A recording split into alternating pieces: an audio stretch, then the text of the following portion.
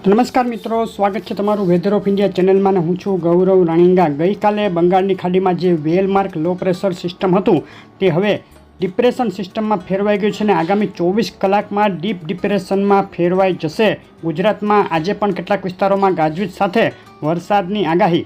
ચોમાસાની ઉત્તરીય રેખા ઉપર નજર કરીએ તો ચોમાસાની રેખા અત્યારે મુંબઈ અને તેની સાથે દક્ષિણ છત્તીસગઢ, દક્ષિણ ઓરિસ્સા અને ઉત્તર પૂર્વના રાજ્યો સુધી પહોંચી ગઈ છે અને આગામી 2 દિવસમાં થોડી વધુ આગળ વધશે, પરંતુ અરબ સાગરની પાંખ હવે આગામી દિવસોમાં વધુ આગળ વધે તેવી શક્યતા ખૂબ જ ઓછી દેખાઈ રહી છે। બંગાળની ખાડીની પાંખ હજુ 2-3 દિવસ સુધી આગળ વધી શકે।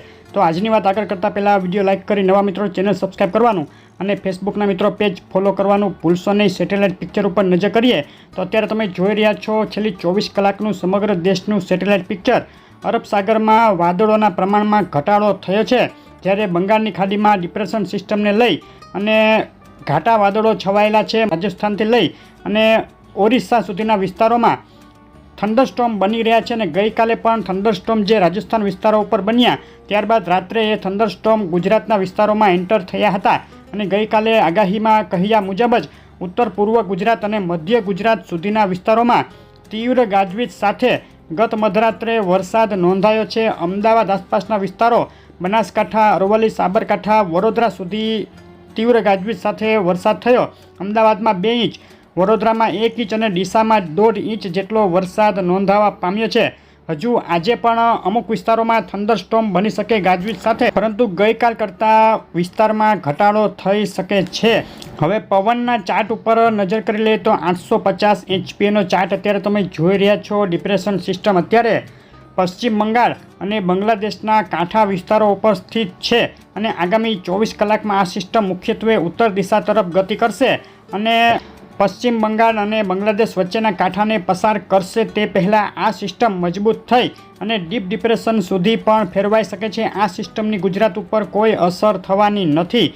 700 HPA ઊંચાઈનો ચાર્ટ જોઈએ તો એક બહોળું સર્ક્યુલેશન ડિપ્રેશન સિસ્ટમને આનુષંગિક અત્યારે પૂર્વ ભારતીય બંગાળની ખાડી અને પશ્ચિમ બંગાળ બાંગ્લાદેશ લાગુ વિસ્તારો ઉપર દેખાઈ રહ્યું છે। ગુજરાત ઉપર ગુજરાત રિજિયનના કેટલાક વિસ્તારોને બાદ કરતાં 700 HPA ઉપર ભેજનું પ્રમાણ ઘણું ઓછું જોવા મળે છે।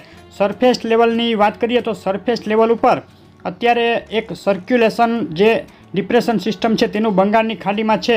તે સિવાય મધ્ય ભારત, રાજસ્થાન, મધ્યપ્રદેશ અને ગુજરાતના રાજસ્થાન લાગુ વિસ્તારો અને મધ્યપ્રદેશ, મહારાષ્ટ્ર લાગુ વિસ્તારો ઉપર હજુ પણ અસ્થિરતાનો માહોલ જોવા મળે છે, જેને લઈને થંડરસ્ટોર્મ બનવાની શક્યતા ગણી શકાય।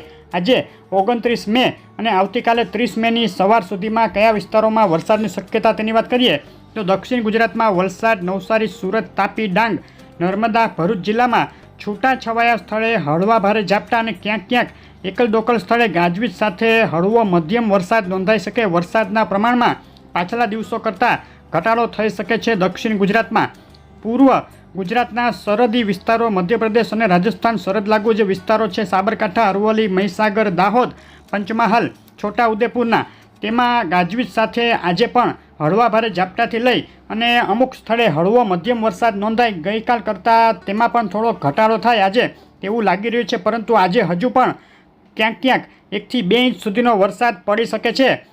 ઉત્તર ગુજરાતમાં બનાસકાંઠા, પાટણ, મહેસાણામાં છૂટાછવાયા સ્થળોએ ગાજવીજ સાથે હળવા ભારે ઝાપટાની શક્યતા ગણાય। મધ્ય ગુજરાતમાં અમદાવાદ, ખેડા, ગાંધીનગર, આણંદ, વડોદરા આ વિસ્તારોમાં પણ છૂટાછવાયા સ્થળોએ છાંટછૂટ અને હળવા ભારે ઝાપટા, એકલ દોકલ સ્થળે એકાદ ઇંચ જેટલો વરસાદ પડી શકે છે। સૌરાષ્ટ્રમાં ખાસ કોઈ મોટી શક્યતાઓ નથી દેખાતી। ભાવનગર, બોટાદ, અમરેલી, ગીર સોમનાથ અને જૂનાગઢના કાંઠા વિસ્તારોમાં છાંટછૂટ કે હળવા ભારે ઝાપટા ક્યાંક ક્યાંક પડી શકે। આ સિવાયના સૌરાષ્ટ્રના વિસ્તારોમાં એકલ દોકલ સ્થળે છાંટછૂટને બાદ કરતાં કોઈ મોટી શક્યતાઓ વરસાદની નથી દેખાઈ રહી। કચ્છમાં પણ ખાસ કોઈ શક્યતાઓ નથી।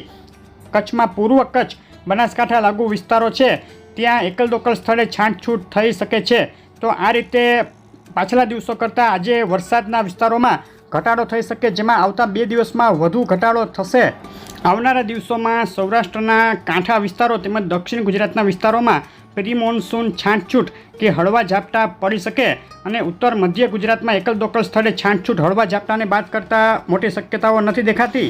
આમાં વધુ કોઈ ફેરફાર હશે તો આગળ અપડેટ આપવામાં આવશે. આગળની અપડેટો જોવા માટે વિડીયો લાઇક શેર કરી ચેનલ સબસ્ક્રાઈબ કરવાનું, ફેસબુકના મિત્રો પેજ ફોલો કરવાનું ભૂલશો નહીં. આભાર.